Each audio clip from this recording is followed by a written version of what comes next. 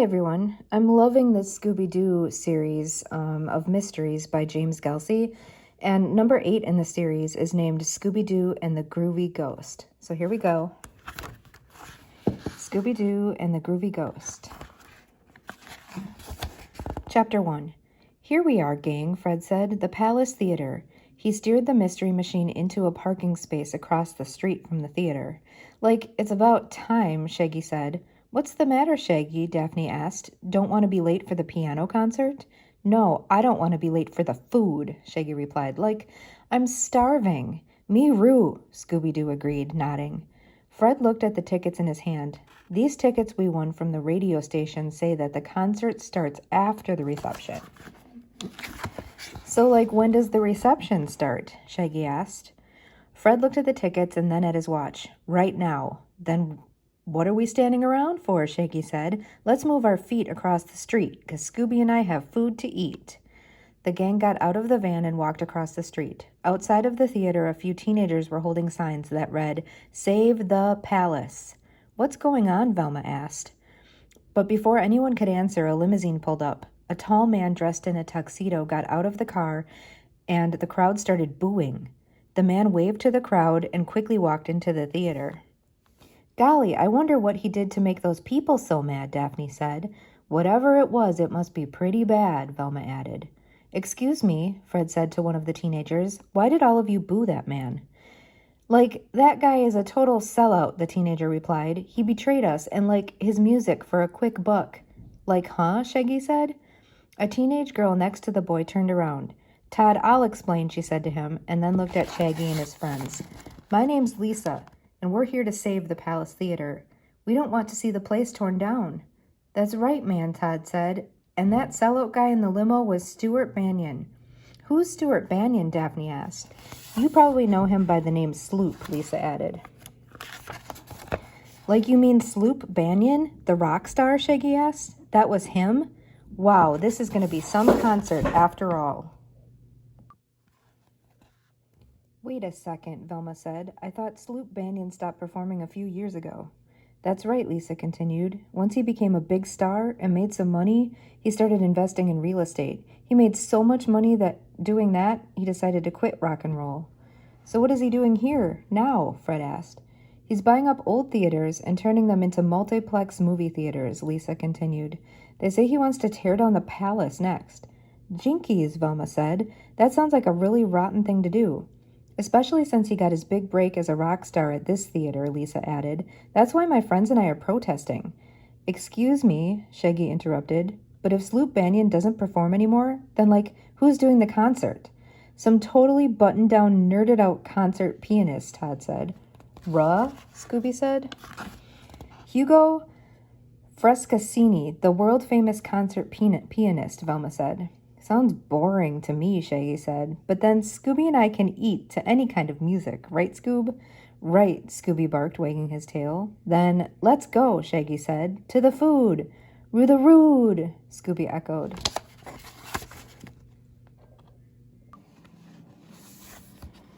Chapter 2.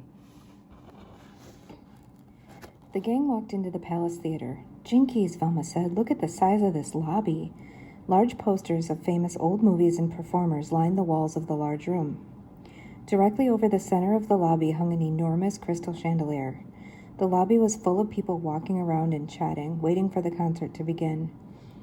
If this is the size of the lobby, Fred said, I can't imagine the size of the theater itself. And Scooby and I can't imagine the size of the feast, Shaggy added. Speaking of food, like, which way to the buffet? Rich Ray, Scooby repeated. It's right over there, under the movie poster for the Sands of Cairo, a man said behind them. The gang turned around. I'm Melvin Snorkelmutt, she said. I'm the owner. We're pleased to meet you, sir, Daphne said. We were just admiring the theater lobby. Everything is so beautiful. Thank you, Melvin replied. I take great pride in how well the palace is maintained. It's the oldest and biggest theater in the state, you know. Of course, if I don't find some big talent, it will all be for nothing. I'm going to have to close down and sell the place. To Sloop Banyan? Velma asked. Melvin nodded sadly. Yes, Sloop Banyan, he sighed. I gave him his big break all those years ago, and how does he thank me? by trying to buy the theater so he can turn it into a multiplex. If he wants to tear down the theater, Daphne said, why would he come to a concert that's trying to save it? Because I'm a big fan of Hugo Frescassini, someone said behind them. Everyone turned around and saw the tall man who had been in the limousine. Like, it's really Sloop Banyan in the flesh, Shaggy said. Stuart Banyan, the man said, correcting him. I haven't used the name Sloop in quite some time. It doesn't really work in the real estate world. And like I said, I'm here because I'm a fan of Hugo Frescassini. Frescanini. He's the best performer you've ever had here, Melvin. Since me, that is. Stuart Banyan waved to someone across the room and quickly walked away. Gee, he sure wasn't very nice, Daphne said. Forget about him, Melvin said. Let's concentrate on tonight. Speaking of tonight, Mr. Snorkelmuch, Shaggy began, like, where did you say the food is? Right over there, Melvin said, pointing toward the movie poster. There's lots of food, so feel free to dig in. And by the way, my name is Snorkelmuch. Sorry about that, man, Shaggy said, and we'll see you guys later, he said to the others. Shaggy and Scooby started to walk toward the food. Stay out of trouble, you two, Daphne said. Like, we're just going to grab a snack, Shaggy said. What kind of trouble could we possibly get into? I don't know, Fred replied, but we don't want to find out.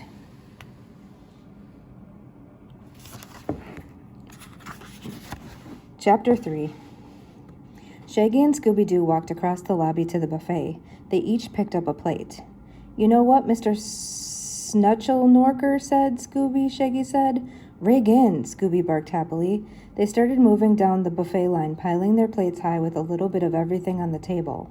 When they reached the end, their plates were so full they couldn't see over the top. Like Scooby-Doo, Shaggy called. Where are you? Rover rear, Scooby answered. He was standing right next to Shaggy, but neither one of them could see over the piles of food on their plates. I guess there's only one thing we can do now, Shaggy said. Eat, they sang together. In less than a minute, Shaggy and Scooby had licked their plates clean. There you are, Scooby-Doo, Shaggy said now that his view was not blocked by food. Ready for seconds? Roulette, Scooby barked. This time there was a short line at the buffet table. Shaggy and Scooby stood next to a woman dressed in a blue suit with white lines, numbers, and shapes all over it. Hey, Scooby, Shaggy whispered, get a load of Madame Blueprint over there. I think she's wearing the plans for a townhouse.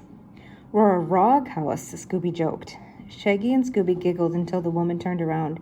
Actually, they're the blueprints for this theater, she said. I had a designer friend of mine copy the blueprints onto fabric. Just then, Daphne, Fred, and Velma walked up to the buffet line.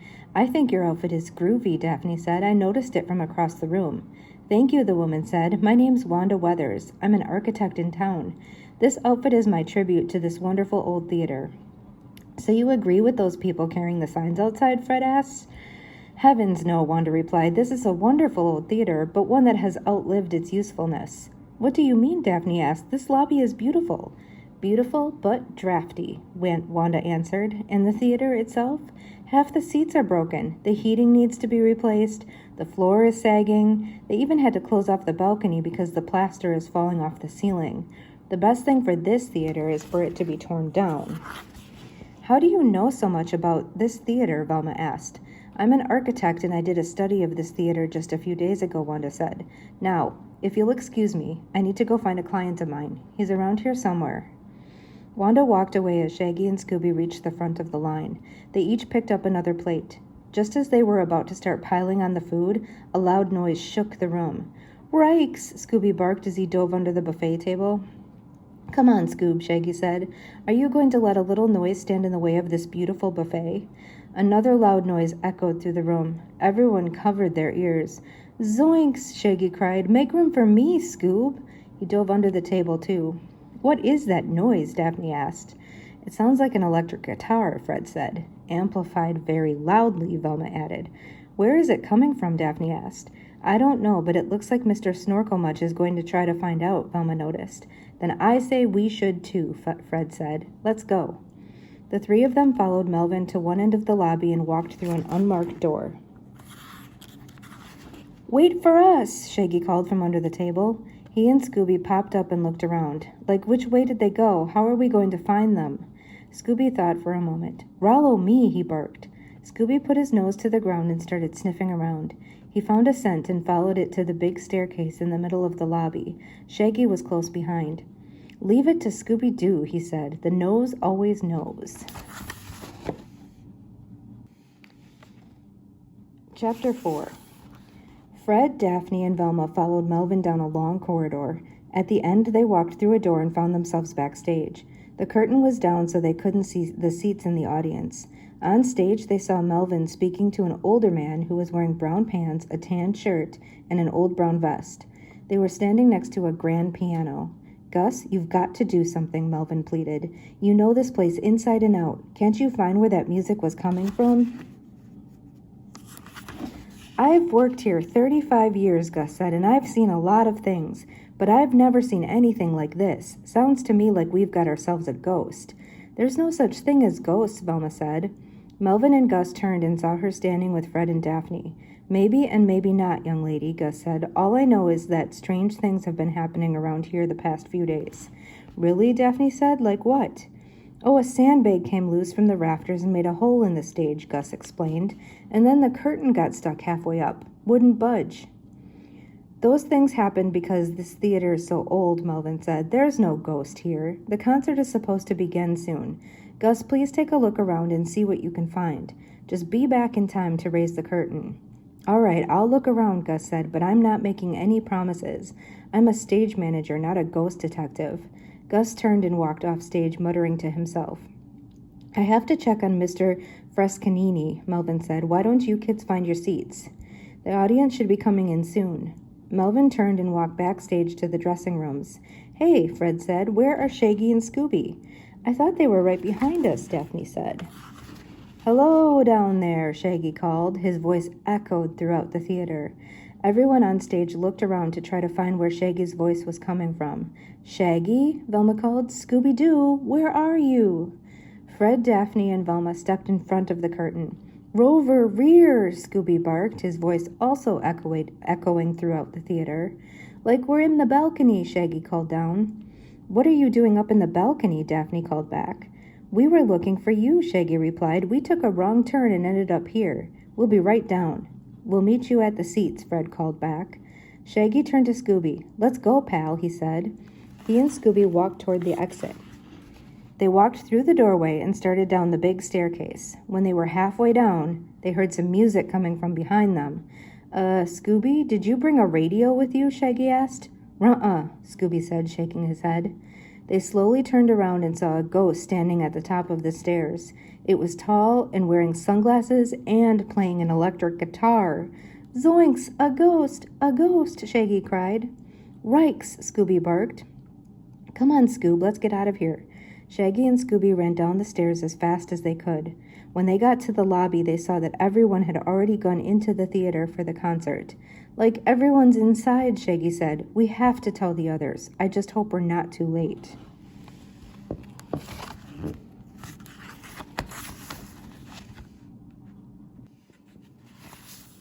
Chapter 5. Inside the theater auditorium, the piano recital was about to begin. Shaggy and Scooby quietly opened the doors and stepped inside.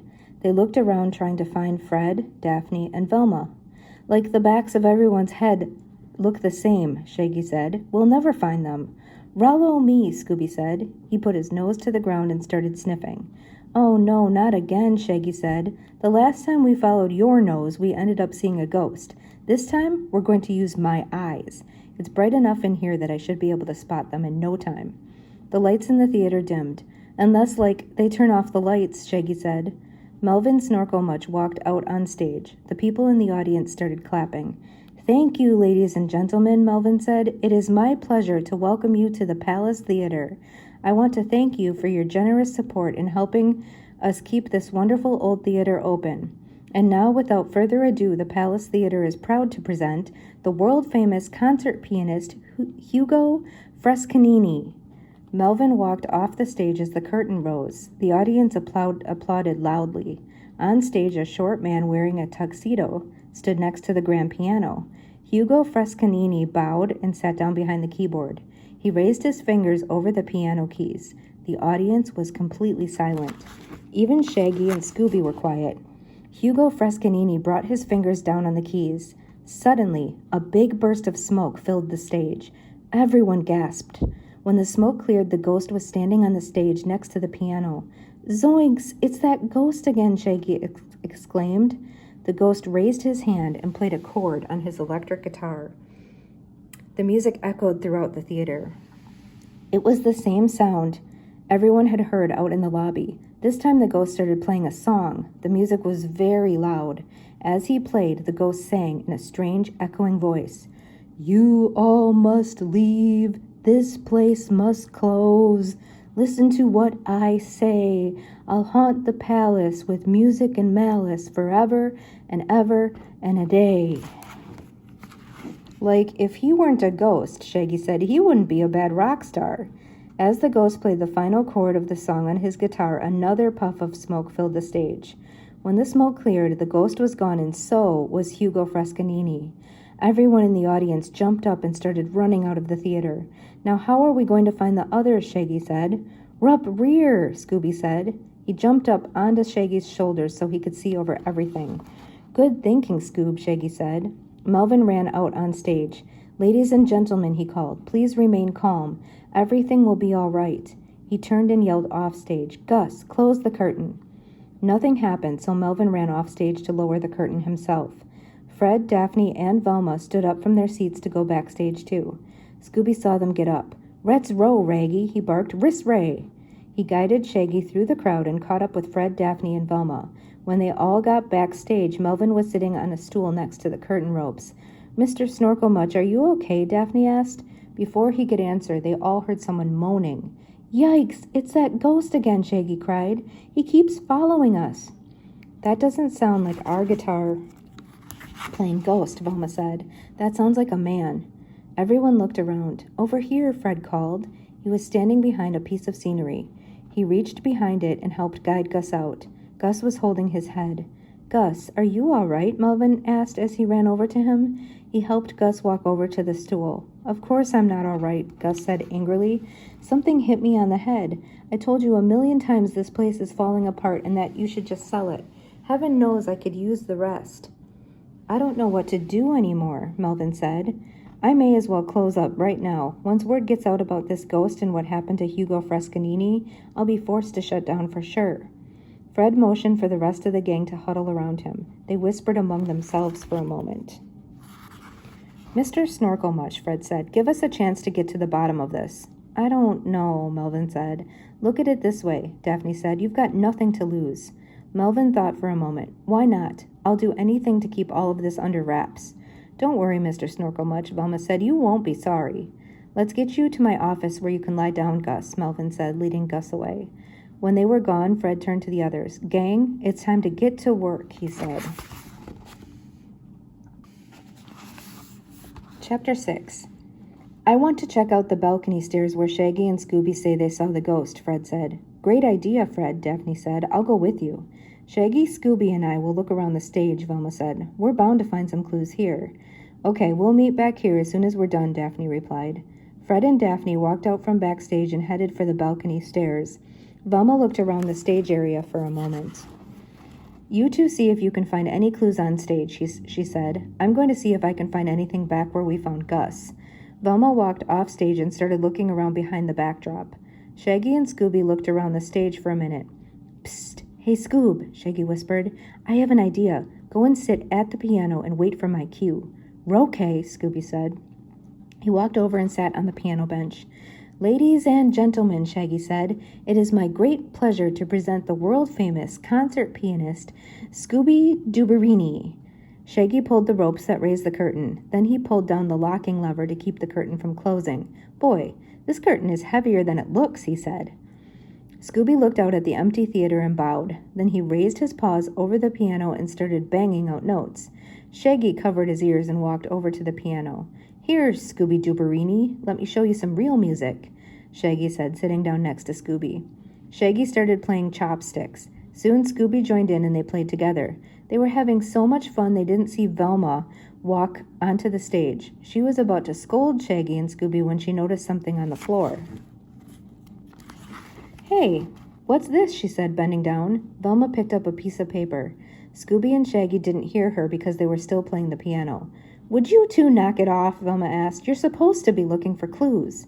Just one more note, Velma, Shaggy said. Ready for the big finish, Scoob? The two of them raised their hands and paws and hit the piano keys for a final chord. Just as they did, a puff of smoke filled the stage and they heard Velma scream. When the smoke cleared, Velma was gone. Zoinks, like our music must have blown her away, Shaggy said. Velma, like where'd you go? Shaggy called. Relma? Scooby barked. Shaggy and Scooby jumped off the piano bench and looked around. Oh no, Shaggy said. We'd better get the others. I think the ghost got Velma. Relp! Relp! Scooby barked. A moment later, Fred and Daphne ran on stage. What is it? Fred asked. It's Velma, Shaggy said. What about her? Daphne asked. She's gone, Shaggy answered. What? How? Fred said. Like Scooby and I were playing the piano and Velma was standing right there. All of a sudden there was a big puff of smoke and the next thing we knew, Velma was gone. I hope she's all right, Daphne said. I'm fine, Velma called. She sounded far away. Velma, where are you? Fred called back. I'm up here, in the balcony, Velma replied. Wait right there. I have some clues to show you.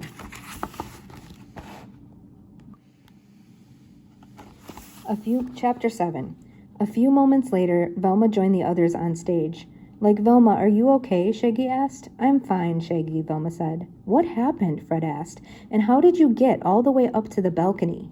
I was standing on the stage by the piano, Velma explained, and the next thing I knew, I felt the floor give away.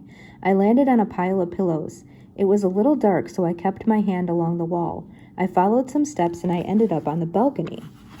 Jeepers, a secret passage, Daphne said. That explains a lot. So does what we found, Fred said. At the top of the stairs, Daphne and I noticed some wires coming out from under the carpeting. They were stereo speaker wires, and they led into the wall behind one of the posters. Like, how about that, Shaggy said. Our ghost is wired for sound. He and Scooby giggled. Well, that's not all, Velma continued. Just before I took my little journey, I found this on the stage. Velma held up a ticket to the concert. I have a hunch that our guitar-playing ghost is about to be unplugged, Fred said. You're right, Fred, Velma replied. It's time to set a trap, Fred said. So here's the plan. Shaggy and I will hide behind the backdrop. Scooby, you'll sit at the piano pretending to be another concert pianist. When the ghost appears, Shaggy and I will throw the piano cover over him. Like, how do you know the ghost will come back? Shaggy asked. Maybe he doesn't do 2 shows a night. If he really wants us out of this theater, he'll come back, Fred explained, especially if he thinks that Scooby is going to give the concert that Hugo Frescanini was supposed to. Like, all this sounds good except for one thing, Shaggy said. What's that? Fred asked. Your plan hit a sour note with our concert pianist over there, Shaggy replied. He pointed to Scooby-Doo, who was sitting with his paws crossed. Come on, Scooby, Daphne said. Won't you help us out? Scooby turned his head away. Ruh-uh, he said. Will you do it for a Scooby snack? Velma asked. Scooby didn't move. How about 2 Scooby snacks? Fred said. Scooby shook his head. How about 3 Scooby snacks? Daphne said, holding out 3 treats. Like, I'll do it for 3 Scooby snacks, Shaggy said. Row away, Scooby barked. He jumped in front of Shaggy and gobbled the snacks out of Daphne's hand. Scooby-Dooby-Doo, he barked. Good boy, Scooby, Daphne said. I'll go get Mr. Snorkelmuch, Fred said. This way it will look more realistic. In the meantime, Shaggy, you help Scooby get dressed for the part. And while you do that, Velma added, Daphne and I will take another visit to that secret passage. I have a feeling there's more back there than meets the eye. Sounds like a plan to me, Fred said. Let's go.